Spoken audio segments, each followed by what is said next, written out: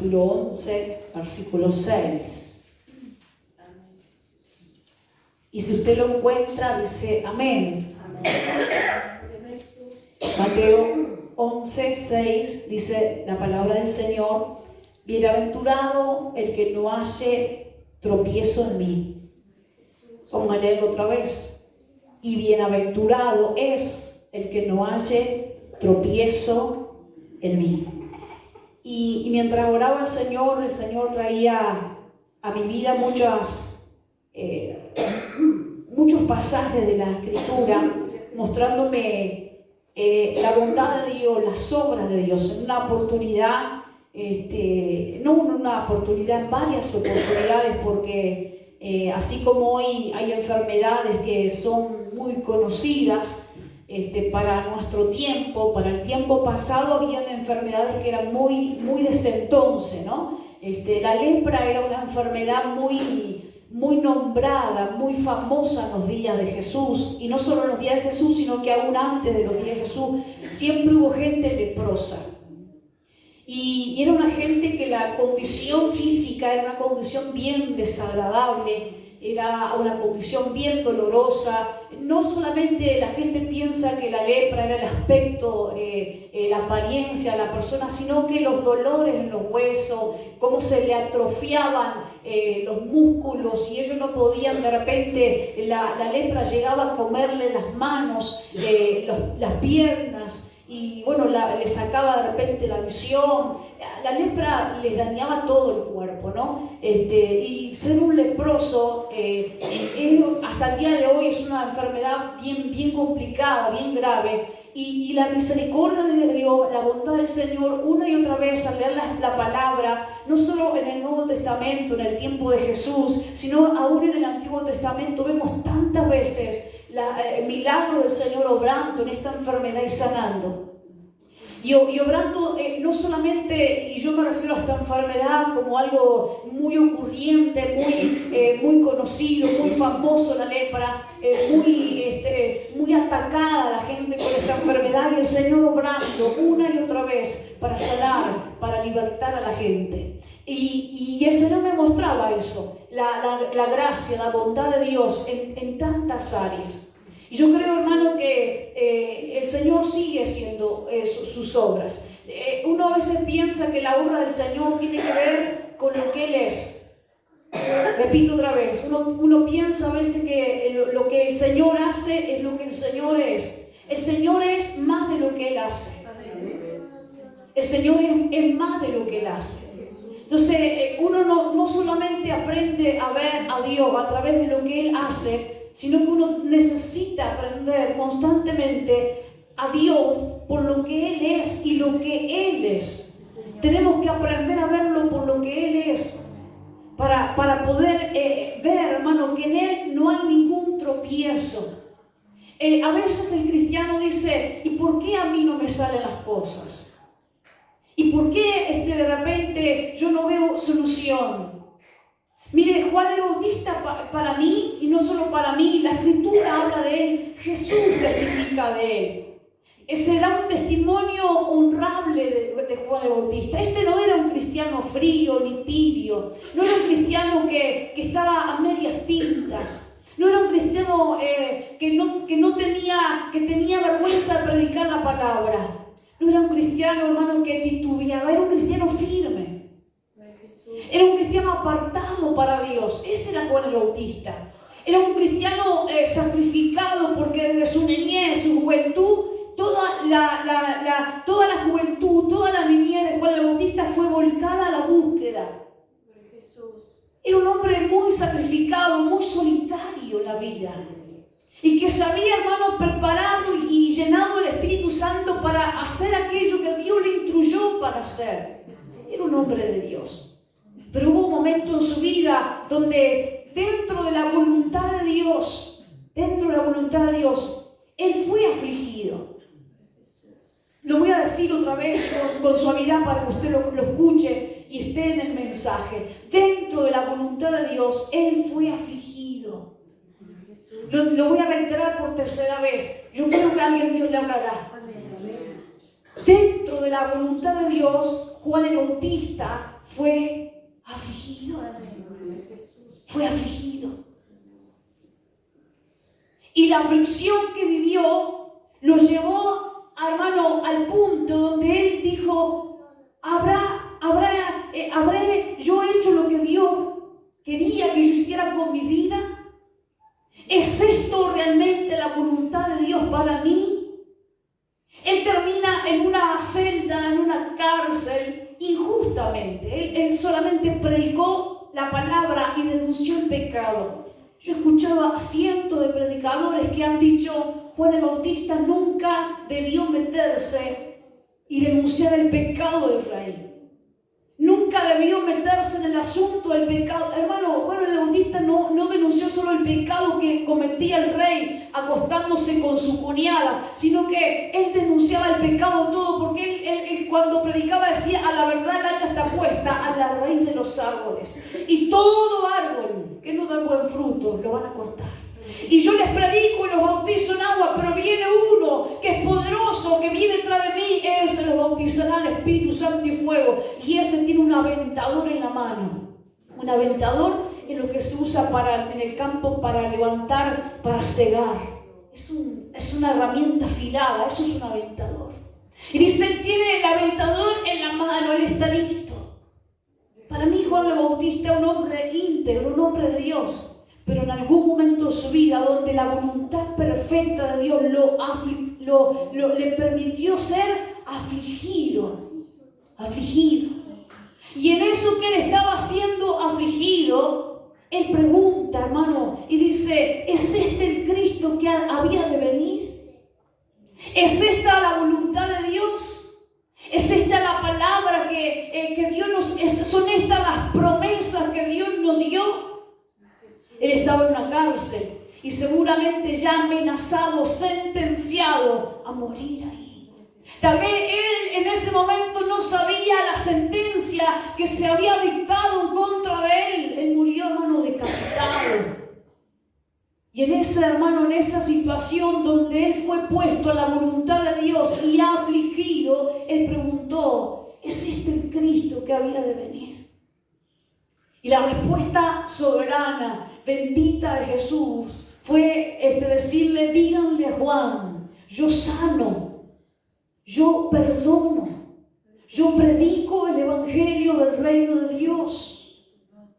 Bienaventurado es aquel que no halle tropiezo en mí. Yo quiero decir y tratar un tema bien delicado en esta tarde, porque la religión nos pone en una postura de apariencia. La religión nos pone en una postura de que no se pierde, de que uno hermano, es entero y que uno... Pero yo quiero decir, eso hace la religión.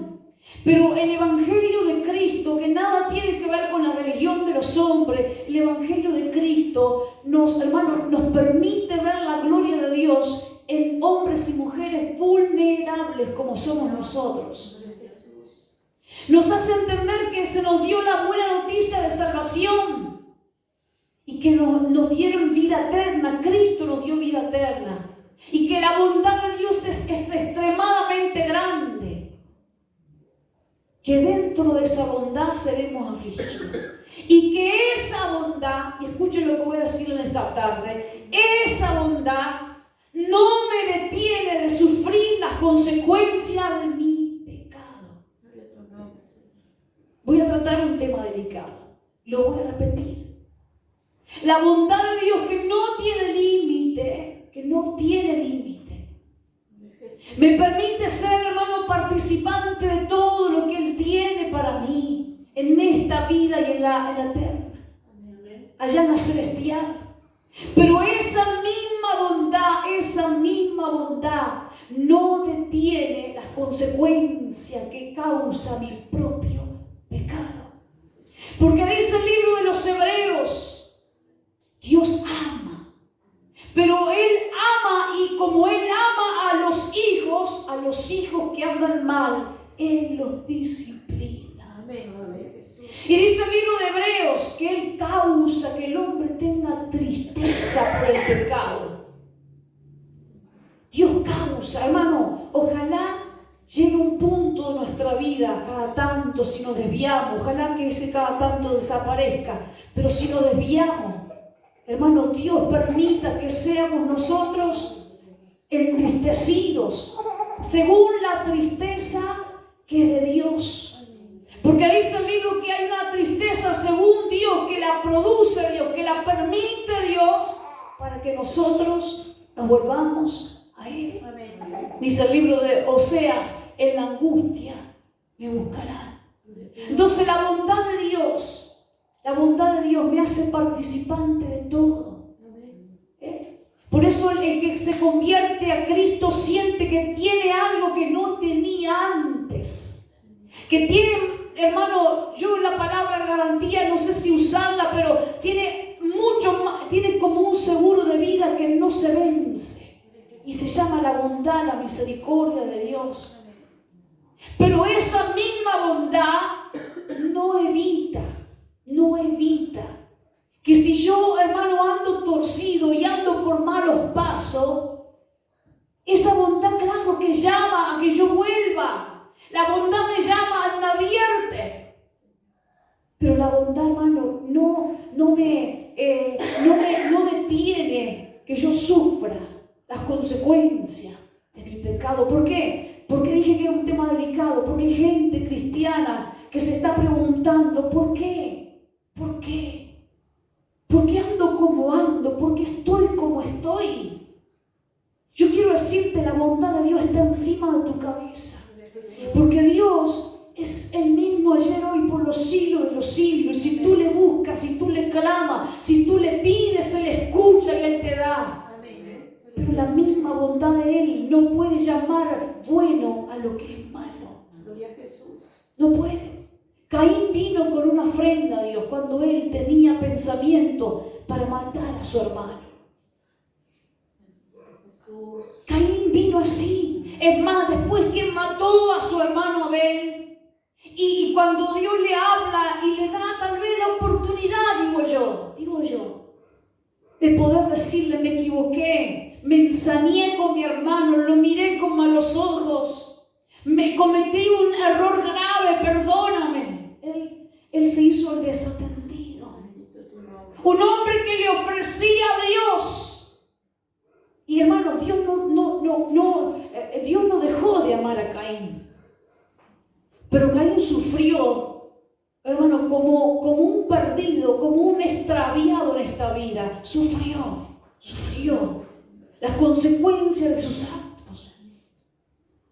El hombre, hermano, piensa que el amor de Dios va a detener, hermano, las consecuencias de nuestro pecado. El amor de Dios no detiene las consecuencias de nuestro pecado. El amor de Dios nos advierte, nos perdona y nos quita, nos da la oportunidad si nosotros nos arrepentimos. Dice el Señor, si ustedes siendo malos le dan lo mejor a sus hijos, cuanto más les daré cuando me pidan Espíritu Santo. Jesús. Y cuando Él habla de que nosotros le pedimos al Espíritu Santo, es como que si le pedimos todo, porque le estamos pidiendo la vivencia, Dios viviendo en nosotros y la providencia de Dios y todo. Pedirle, lléname de tu Espíritu Santo, que el Espíritu Santo more en mí, es pedirle todo. Y dice, si ustedes siendo malos, si el hijo de ustedes les pide pan, ¿acaso le darán piedra? Si usted le pide a Dios paz y bien en esta vida y mientras usted viva en esta tierra, ¿qué le dará a Dios? Mire qué sencilla esta pregunta. Si usted le dice, dame paz, ya sea que me queden 50 años para vivir como 5 meses o no sé, pero dame paz, ¿qué le dará a Dios? Si usted le pide pan, Él no le va a dar piedra. Ahora, mire esto, yo estoy hablándole de la bondad de Dios y que Él no tiene tropiezo. Él no tiene tropiezo. Cuando le pedimos pan, Él no nos da piedras. Cuando, hermano, Él dice, cuando le pide pescado, no le darán serpiente. Porque a algunos cristianos de repente dicen, no, yo le pedí al Señor esto, pero Él me ha dado otra cosa. Él me ha dado otra cosa. Bienaventurado el que no halle tropiezo en mí. Jesús. No, que yo le pedí esto al Señor y Él tuvo otro bien para mí. Si ustedes siendo malos y si su hijo le pide pan, ¿acaso, pregunta, acaso ustedes serán capaces de darle algo que le lastime, le darían piedra? ¿Se burlarían ustedes de sus hijos? ¿Le darían a comer algo que les dañaría a sus propios hijos? Si ustedes que son malos son capaces de hacer bien a sus hijos, ¿cómo no les voy a dar lo que pidan? Jesús. Gracias. Por eso, hermano, cuando Juan, en esa voluntad de Dios, que él fue afligido, él sintió, hermano, de repente esa incertidumbre, o yo no sé cómo llamar, cómo él se sintió, porque yo no podría pensar cómo se sintió Juan en esa situación. Pero el Señor le dice, Juan, lo que se te dio de parte de Dios es perfecto. No hay imperfección en lo que te entregó Dios. Hermanos, si realmente nosotros estamos en las manos de Dios, y cuando decimos, mire que a veces uno dice rápido las frases, lo voy a decir otra vez, uno dice muchas frases, una vez mucho verseo, muchas frases, poca realidad. Y uno a veces, la frase, estoy en las manos de Dios. ¿Estamos realmente dispuestos a estar en las manos de Dios? Porque a veces frase sale rapidito de la boca, ¿no? Yo estoy en tus manos, Padre. Juan estaba en las manos de Dios en la cárcel. Y con una sentencia, no de Dios, pero permitida, de que él, hermano, iba a menguar, porque ahora aparecía Jesús en la cena. ¿Realmente estamos dispuestos a estar en la mano de Dios? Lo voy a decir por cuarta o tercera vez. Y espero que usted no piense que yo... ¿Realmente estamos dispuestos a estar en las manos de Dios? Porque, hermano, José estaba... Dios dice en el libro de Génesis, y Jehová estaba con José. Leerlo parece inspirador, pero la realidad, hermano, gloriosa que tenía José es que Dios estaba con él. La fortuna, la riqueza más grande que tenía José no era la túnica de colores. La riqueza más grande que tenía José no era el llamado para ser líder, ni para dar comida a los egipcios ni al mundo entero los días de las vacas flacas. No era eso. Lo más grande que tenía José era Jehová estaba con José. Si Jehová estaba con José, José estaba bien. Pero José estaba en la cárcel. Ahí, ¿cómo lo entendemos? Pero José estaba olvidado de sus hermanos, y peor, no solo olvidado, sino que, hermanos, los hermanos primero lo quisieron matar. ¿Cómo se sana alguien que fue atentado por su propia sangre? Lo vendieron como un esclavo. Y lo acusaron de algo que no llegó a hacer y no hizo. Lo acusaron. No, hermano, no se fijaron su integridad. Dice la Biblia que él huyó cuando aquella mujer, su propia patrona, le dijo, acostate conmigo. Y él huyó. Ella seguramente le sacó algo de su ropa, su saco, no sé, pero quedó con una prenda de él. Y él huyó.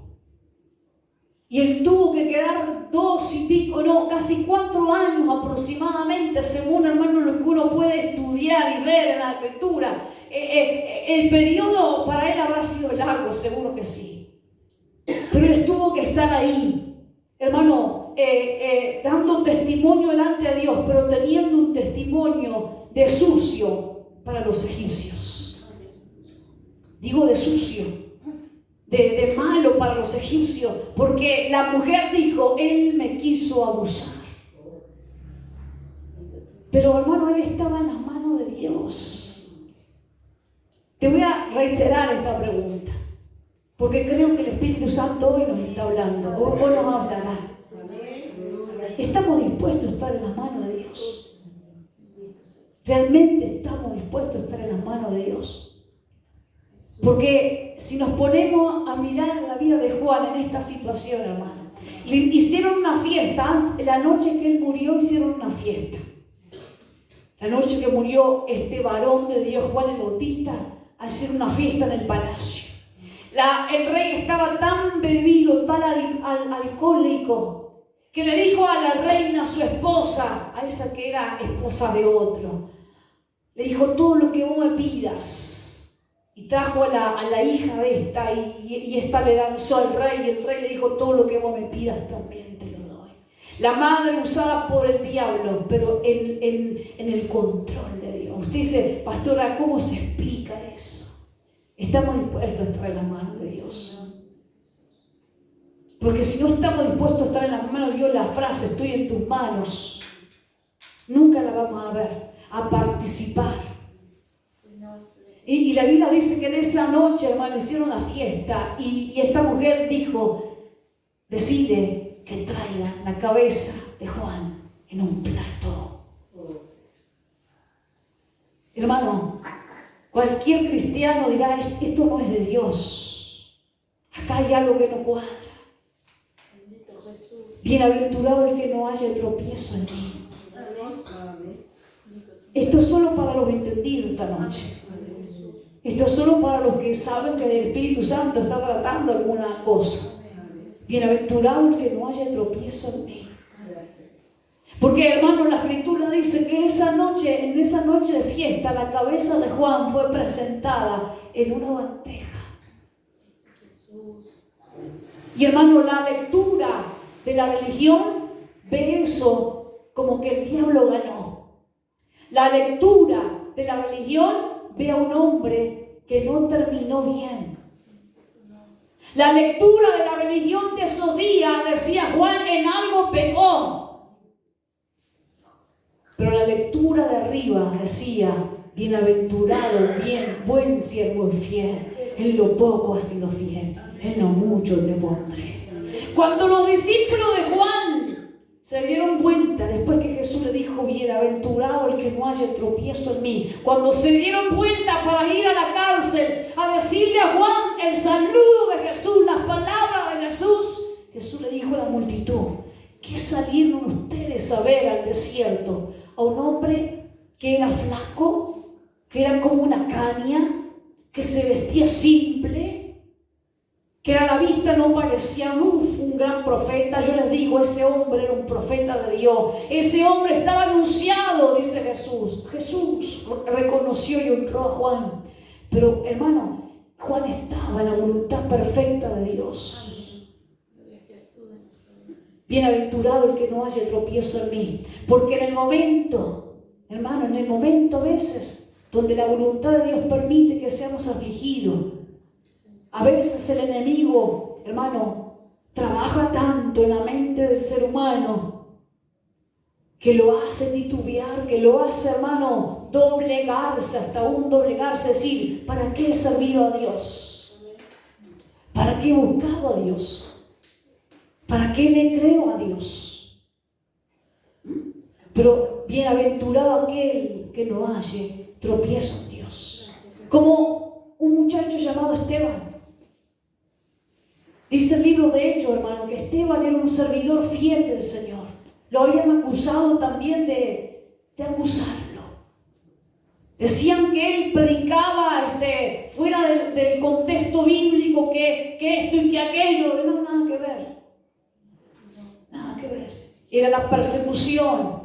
Era el adversario que, hermano, no quería que la palabra sea predicada. Pero sobre todo, porque miren lo que dice, voy a hacer una pausa, después vuelvo a Esteban. Dice el libro de Isaías, el enemigo vendrá como río. Y el enemigo viene como río. Pero dice, el Espíritu de Jehová levantará bandera de victoria. Bandera contra él. Entonces, si nosotros estamos en las manos, no la frase, nosotros, no la frase. Porque hay gente que dice, yo estoy en las manos de Dios, pero no está descansando en Dios. No tiene paz. No tiene salvación. No tiene vida eterna ni acá ni allá. Yo estoy en tus manos, dicen. Pero una cosa es decir y otra cosa es estar en la mano de Dios. Esteban, hermano, fue acusado por la religión de ese momento, y cuando lo acusaron, los que tenían el poder político y religioso tomaron piedras y arrinconaron a un muchacho que no tenía más de 30. No sé si llegaba a los 25 tal vez. Y le quitaron la vida a un muchacho tan frágil, tan joven como Esteban, lleno del Espíritu Santo. Y dice el libro de Hechos capítulo 7 que lo mataron, lo lapidaron ahí frente a todos. ¿Y sabe qué? Que antes de fallecer Esteban levanta sus ojos al cielo y la Biblia dice que su rostro emanaba algo glorioso de su rostro. Dice el libro de Hechos 7, y él ve los cielos abiertos y ve a Cristo, y él dice, Señor Jesús, recibe Espíritu. Estaba diciendo en otras palabras, Esteban, yo estoy en tus manos. Este sí que murió sabiendo que estaba en las manos de Dios.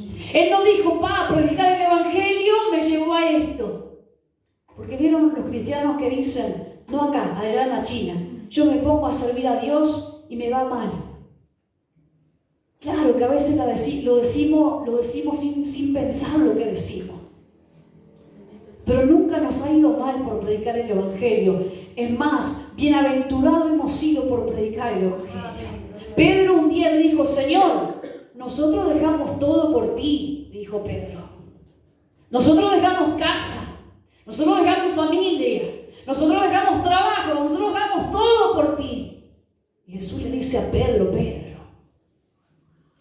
el que haya dejado casa, familia, todo lo haya entregado por mi Evangelio, recibirá recompensa 100 veces más, dice la Escritura, acá y en la vida eterna.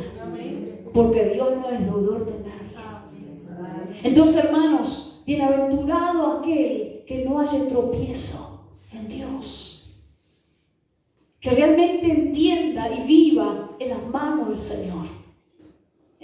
Y que si, hermanos, tenemos que recapacitar, sea recapacitar en nuestros caminos, porque a Dios no le vamos a encontrar ni con lupa ni con nada errado.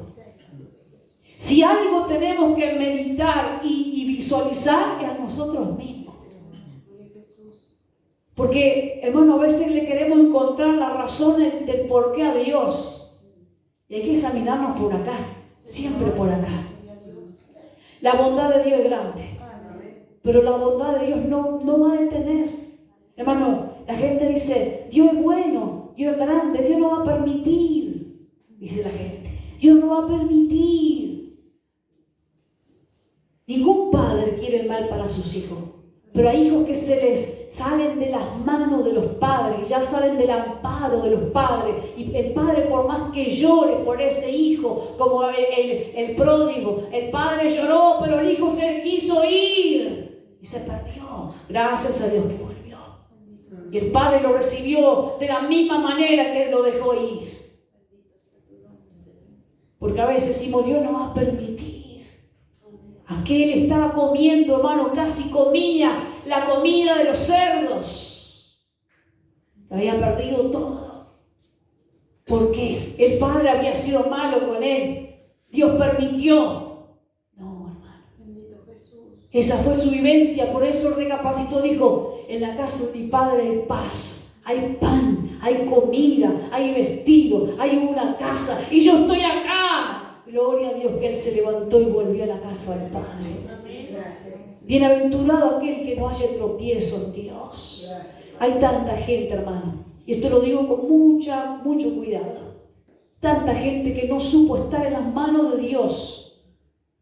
Y la culpa ahora la tiene la iglesia, que es el templo, la gente que viene a la iglesia, los pastores. Claro que sí, todos tenemos una equivocación y las vamos a tener. Pero hermano, hay gente que no supo estar en las manos de Dios. ¿Y saben quién es la gente que más le cuesta levantarse? Voy a decir otra cosa delicada. Hoy me vine con un asunto muy delicado. ¿Saben a quién le cuesta más levantarse? Al cristiano. Porque, hermano, el que está perdido, ya está perdido. Y él sabe que está tirado. Él nunca tuvo la oportunidad de sentir paz, gloria, presencia, vida eterna, ministerio, dones. Nunca tuvo nada. Cuando, hermano, es alcanzado por Dios, reconoce que no tenía nada y que lo que ahora tiene se lo dio Dios. Pero un cristiano, hermano, tiene como que se le planta un ego en el corazón que él tiene derecho. Que él era, que él es, que él era, que él es, que él fue, que él fue, que él fue. El cristiano, y hablo del cristiano, aquel que conoce la palabra o tiene algún conocimiento de la palabra, a veces le cuesta más reconocer y levantarse que necesita ayuda de Dios. Señor Jesús. Que Dios nos ayude a nosotros. Que Dios nos ayude a nosotros, hermano. Porque de repente si estamos como Juan, en un momento frágil de la vida, que le pidamos, Señor, ayúdame por lo menos a saber que estoy en tus manos, que esto es difícil. Como Jesús. Jesús no se hizo el fuerte en la cruz. Jesús en la cruz sufrió y fue débil. Pastora, porque la Biblia dice que Él sufrió y fue débil. No fue débil en la debilidad de bajarse. Él nunca se bajó de la cruz, pero fue débil en la cruz. ¿Por qué? Porque en la cruz le dijo, Padre, ¿dónde estás? Lama sabactani. ¿Por qué me siento desamparado? Y escuchó la voz de Dios que lo sostuvo. Pero hermano, Él no endureció lo que él estaba viviendo. Hermano, lo más triste que le pasa a los cristianos es que como tienen un mirar de dureza, de perfección, cuando las cosas no salen bien en la vida, y hasta que no vean perfección y que las cosas salgan bien, es como que hay algo que no funciona. Hermano, la muerte, la cruz, los azotes que le daban a Jesús, lo llevó a decir, Lama sabactani, Dios mío, Dios mío. Pero allí en la cruz Él fue fortalecido por Dios para soportar, porque Él sí que estaba en las manos de Dios. Él no estaba en las manos de los romanos, ni de los judíos, ni de nadie en esta tierra, ni del diablo, ni de los demonios que estaban haciendo fiesta en ese momento. Él estaba en las manos de Dios. Hay que estar en las manos de Dios. Yo me voy con este mensaje para mi casa a pensarlo, a meditarlo. Y espero, hermano, no ser tan rápida para decir estoy en tus manos, sino para disponerme a realmente estar en las manos del Señor. Bienaventurado el que no haya tropiezo en mí. Que uno pueda terminar, hermano, la carrera en esta tierra como Esteban, como Juan, ¿por qué no? Y como tantos y tantos, como a mí, a la historia de Pedro, su final, su muerte, a mí siempre me impacta porque a Pedro también lo crucificaron, pero él cuando lo fueron a crucificar, él dice, a mí crucifíquenme de la cabeza para abajo. Yo no quiero que me crucifiquen como mi Señor porque no tengo la dignidad de parecerme a Él para morir así como Él. A mí mátenme de otra manera. Hermano, y no solamente escuchar la vivencia de estos hombres. Pablo, un hombre muy usado por Dios, murió solito en Roma, también decapitado. Estos hombres supieron estar en las manos del Señor. Saben que los cristianos de allá de allá de Marte, porque ahora vieron que están encontrando marcianos, ¿no? Bueno, allá los cristianos de Marte hablan mucho. pero la vida que ellos viven es muy diferente a lo que se habla. Señor. Uno tiene que aprender a estar en las manos de Dios. Y que usted de repente se encuentre con un familiar, porque el diablo siempre usa a alguien. Puede ser un familiar como no. Dice, pero che, vos no vas a la iglesia, como le decían a David en el Salmo 42. ¿Dónde está tu Dios? Y me decían, ¿dónde está tu Dios? ¿Dónde está tu Dios que vos estás acá? En la prueba. ¿Dónde está tu Dios? Y me dicen todos los días, dice el Salmo 42, ¿dónde está tu Dios? Y dice el salmista, espera en Dios, le dice el alma, yo aún le he de alabar. En Él voy a confiar. Hay que aprender a estar. Y yo le decía esto porque a veces el diablo usa su instrumento para meter el dardo, esa lanza de fuego que nos quiere lastimar, la fe, el corazón, la esperanza. Usa a esas personas para hacernos dudar con incredulidad de Dios. Pero uno puede decir, mira, yo hay cosas que no entiendo, pero yo tengo paz. Estoy en las manos de Dios. Ya sea que vivamos, dice la palabra, ya sea que muramos, estamos en las manos del Señor. Yo digo, si la gente lo entendiera eso, capaz que sería feliz. Porque la gente no es feliz si no está sana, pero está sana y no es feliz igual. La gente dice, yo no soy feliz hasta que no esté próspero, estoy cansado de contar monedas. Y yo te garantizo, el día que cuenten Juanitas o más, la otra de 2000, no sé qué cara es, no la conozco a ella. Pero ¿sabe qué? Aún teniendo, la gente no es feliz. Señor. La gente dice, el día que yo tenga mi casa, mi vehículo, mi matrimonio, yo ahí voy a estar más. Yo te garantizo algo, tienen todo. La vida, Dios se los da. Se los permite y aún no son felices. Si la gente entendiera, hermano, que estar en la mano de Dios es lo mejor que nos puede pasar. Por eso dice el salmista en el capítulo 3, en paz me acostaré, así mismo dormiré, porque tú me haces vivir confiado. Mira que el diablo te agarra en la noche, yo en paz me acostaré, así mismo dormiré, porque solo tú me haces vivir confiado. Entonces, hermano, que Dios nos enseñe. No dije que, hermano, que Dios nos enseñe a vivir estando en su mano. Amén.